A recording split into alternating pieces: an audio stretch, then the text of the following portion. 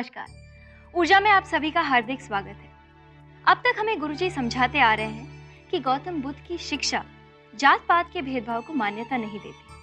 आप तो जानते ही हैं कि हमारे इस प्रोग्राम ऊर्जा में हम समाज के हर पहलुओं को जानने की कोशिश करते हैं, हर बात को गहराई से जानते हैं। आज इसी कोशिश में हम हमारे मुसलमान भाई बहनों के त्योहारों को जानने की कोशिश करेंगे हमारे गुरुजी श्री गोयंका जी से।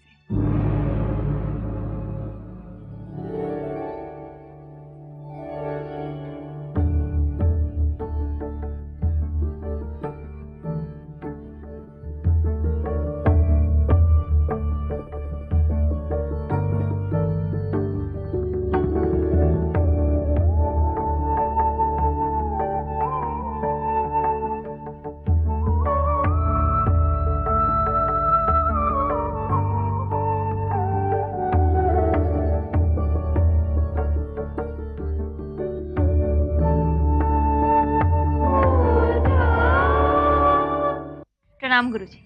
सुखी हो बेटी। प्रणाम माता जी। हमारे मुसलमान भाई बहनों का बहुत ही पवित्र त्योहार ईद आ रही है। आप जैसे कि हर धर्म के सिद्धांतों के बारे में हमें बताते हैं, तो क्या आज आप हमें मुसलमान धर्म के बारे में कुछ बताएंगे? सचमुच बेटी,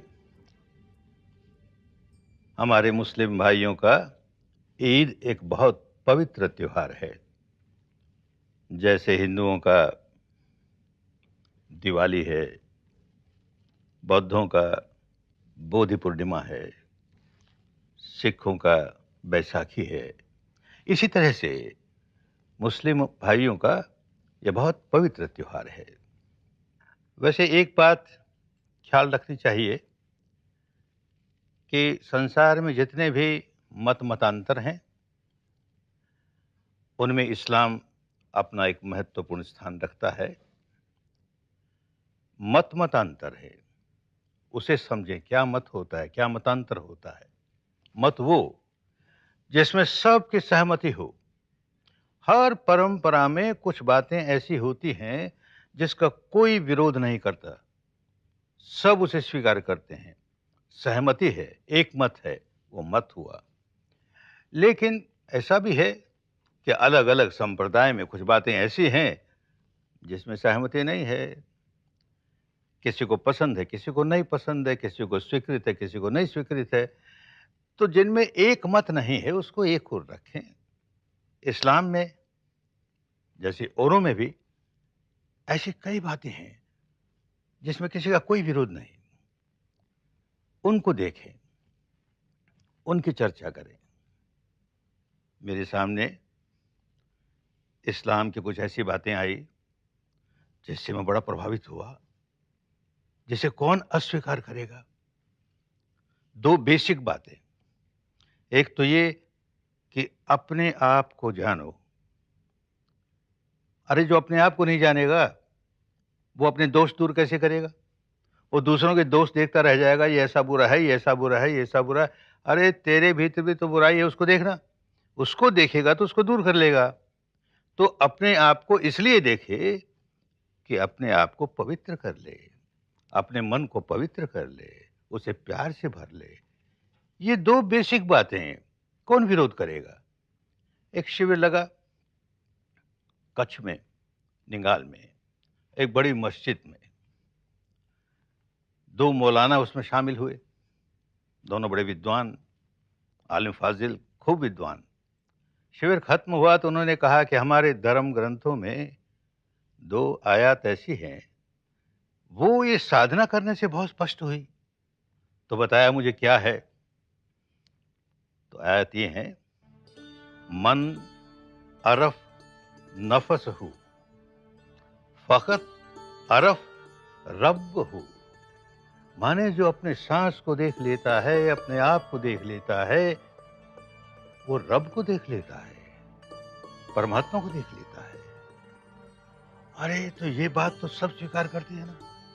पंजाब का एक मुस्लिम संत इसी बात को जनता की भाषा में कहता है, हाशम तिणहा ओ रब पछाता, जिन्हा अपना आप पछाता। जिसने अपने आप को पहचान लिया, अपने आप को जान लिया, उसने रब को जान लिया, खुदा को जान लिया, परमात्मा को जान लिया। अपने भीतर की सच्चाई को जानते जानते ही परम सत्य तक पहुंचेगा। उस परम सत्य को चाहे सो नाम दो, कोई अल्लाह कहे, कोई खुदा कहे, कोई ईश्वर कहे, कोई निर्वाण कहे, कोई मुक्ति कहे, कोई मोक्ष कहे, नित्य है, शाश्वत है, ध्रुव है, उसकी अनुभूति होनी चाहिए, उसका साक्षात्कार होना चाहिए। कौन इसको विरोध करेगा? और हम देखते हैं कि परस्पर बातचीत होती है। दो मुस्लिम भाई आपस में मिलते हैं तो एक कहता है सलाम वालेकुम, दूसरा कहता है वालेकुम सलाम। अर्थ क्या है समझना चाहिए। तेरी खैरियत हो, तेरा मंगल हो, तेरा कल्याण हो, तुझे शांति मिले। वो भी कहता है तेरी खैरियत हो, तेरा कल्याण हो, तेरा मंगल हो, तुझे शांति मिले। इस्लाम शब्द का अर्थ ही शांति है और सत्य को समर्पण है। भीतर जो सच्चाई है उसी को समर्पित है। कौन विरोध करेगा? इसमें विरोध करने की क्या बात हुई?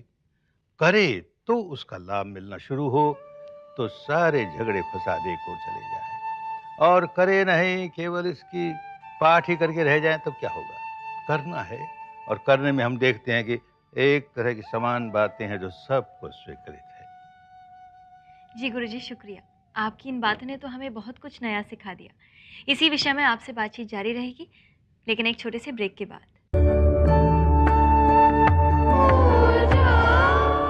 एक बार फिर आप सभी दर्शकों का ऊर्जा में स्वागत है।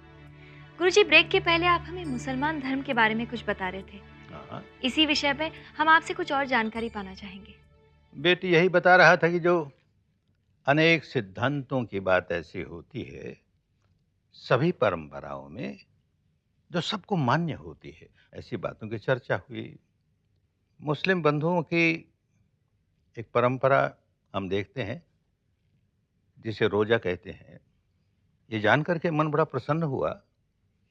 क्या है रोजा? 1 महीने तक पूरे दिन उपवास करेंगे। उपवास करते हैं शरीर को स्वस्थ रखने के लिए भी, लेकिन उपवास करते हैं ध्यान करने के लिए भी। तो इस 1 महीने उपवास भी करेंगे, ध्यान भी करेंगे, और जिसके पास कुछ है वो दान भी देगा। क्या विरोध होगा? धर्म की बात हुई ना। तो जो जो अच्छी बातें जहां पर हो उनका सम्मान करना चाहिए, उनकी चर्चा करनी चाहिए। इस्लाम परंपरा में ईश्वर को बहुत दयालु मानते हैं, कृपालु मानते हैं, कारुणिक मानते हैं, और बड़ा न्यायपूर्ण है ऐसा मानते हैं। तो उसके गुणों को याद करते हैं। जब कोई मुसलमान भोजन के लिए बैठेगा या कोई और अच्छा काम शुरू करेगा तो याद करेगा। क्या याद करेगा? उसके गुणों को याद करेगा। अल रहमान अल रहीम, कृपालु है, दया है, करुणा है, उसे याद करेगा। और फिर वो अपने अंदर वो गुण आने चाहिए ना। केवल याद करने से क्या होगा? तो इसके लिए जिहाद। अब जिहाद का न जाने क्या क्या अर्थ होने लगा। हम झगड़े वाली बात को एक और रखें। जिहाद जद्दोजिहाद को कहते थे। माने बहुत परिश्रम करना है, बहुत पुरुषार्थ करना है। किस बात का? कि अपने भीतर जो विकार आ गए, अहंकार आ गया, लोभ की वृत्ति आ गई, स्वार्थ का भाव आ गया, उसे कैसे दूर करें? ये जिहाद। क्या विरोध होगा? और ये तो ऐसा काम है कि सारे जीवन भर अपने भीतर जिहाद करना है, अपने भीतर संग्राम करना है। इस्लाम परंपरा में शालीनता, जो खुदा है, रब है, परमात्मा है, वो शालीनता प्रिय है। तो शालीनता प्रिय है तो हमारे जीवन में शालीनता आनी चाहिए ना। ये जद्दोजहद उस काम के लिए कि हमारे जीवन में शालीनता आए। ये जो अच्छी बातें हैं जो जोड़ती हैं, तोड़ती नहीं, उनको उजागर करना चाहिए। और वो कैसे धारण किए जाएं, केवल उसकी चर्चा हो के न रह जाएं। मुस्लिम भाई नहीं, बाकी लोग भी तो अपने भीतर के विकारों को दूर करने के लिए सारे जीवन संग्राम करें ना, अपने भीतर संग्राम करें। मंगल होगा, कल्याण होगा, भाईचारा बढ़ेगा, प्यार बढ़ेगा, मोहब्बत बढ़ेगी, तो कल्याण ही कल्याण होगा। जो व्यक्ति धर्म सिखाता है उसके जीवन में वैसे गुण न हो तो लोगों पर अच्छा असर कैसे पड़ेगा? तो पैगंबर मोहम्मद ने इस्लाम में शालीनता का इतना बड़ा महत्व ही सिखाया, तो उनके अपने जीवन में शालीनता के दर्शन होते हैं। उनके जीवन की एक दो घटना, जब नया नया इस्लाम लोगों को सिखाने का काम शुरू किया तो सारे लोग तो यकायक साथ होंगे नहीं, कुछ लोग विरोध भी करेंगे। एक बुढ़िया, उसे बहुत बुरा लगा कि हमारी पुरानी परंपरा को तोड़ के नई बातें कर रहा है, इसमें क्या योग्यता है जो ऐसा कर रहा है। नहीं मानती उसको, विरोध करती है। बुढ़िया है, क्या करे, अब लड़ने झगड़ने के लिए थोड़ी जाएगी। तो उसने सोचा कि ये रोज मेरे घर के सामने से मस्जिद जाता है और उसका फिक्स समय है, इतने समय पर ही जाएगा, तो घर में कूड़ा करकट इकट्ठा करके एक टोकरी में भर ले और जैसे ही वो घर के नीचे से निकले उस पर टोकरी का कूड़ा सारा डाल दे। मोहम्मद साहब देखें, कूड़ा डाला उन पर, कपड़े झाड़ लिए, मुस्कराए और चले गए। ये एक दिन की बात नहीं, रोज ऐसे हो, रोज ऐसे हो। और ये व्यक्ति शालीनता का नमूना है ना, क्रोध नहीं है, घृणा नहीं है। एक दिन ऐसा हुआ कि उस रास्ते से जा रहा है, ऊपर से कचरा नहीं गिरा। क्या हुआ रे? अरे बुढ़िया की खैरियत तो है, आज उसने कचरा नहीं डाला। तो चढ़ गए उसके मकान पर। अरे बुढ़िया माई, तेरी खैरियत तो है, तू बीमार तो नहीं हो गई, आज तूने हम पर कचरा नहीं डाला। अरे करुणा है, करुणा भी किस पर? जो हमारा विरोधी है, जो हमको कचरा डाल के हमारा अपमान करता है, उसके प्रति करुणा है। ये धर्म के गुण धर्म सिखाने वाले में आने चाहिए। ऐसे एक और घटना, मस्जिद में नमाज पढ़ी जा रही है, अनेक लोग नमाज पढ़ रहे हैं। उनमें एक भाई ऐसा, वो बेचारा डायबिटीज का रोगी होगा, नमाज पढ़ते पढ़ते उसको पेशाब की हाजत हुई, जोरों की हाजत हुई। अरे कहीं कपड़े ना खराब हो जाए, तो उठ करके वहीं मस्जिद में एक कोने में जाके पेशाब कर दिया। नमाज खत्म हुई, लोगों ने देखा, अरे इतने पवित्र मस्जिद को नापाक कर दिया इसने। तो भागे डंडा लेकर उसको मारने के लिए।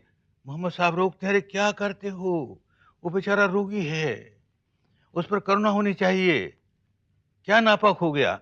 बाल्टी भर के पानी लेता और खुद साफ करता उस जगह को। करुणा है ना। जो विरोधी है, जो इस्लाम को नहीं मानता, उस पर भी करुणा है। जो इस्लाम को मानता है, उसका अनुयायी है, उसका शिष्य है, उस पर भी करुणा है। तो ये जो गुण है, ये गुण इस्लाम के मजहब के मानने वाले लोगों को अपने जीवन में उतारना है। सबको अपने जीवन में उतारना है। अच्छी बातें कहीं से मिले, सबको उतारनी चाहिए।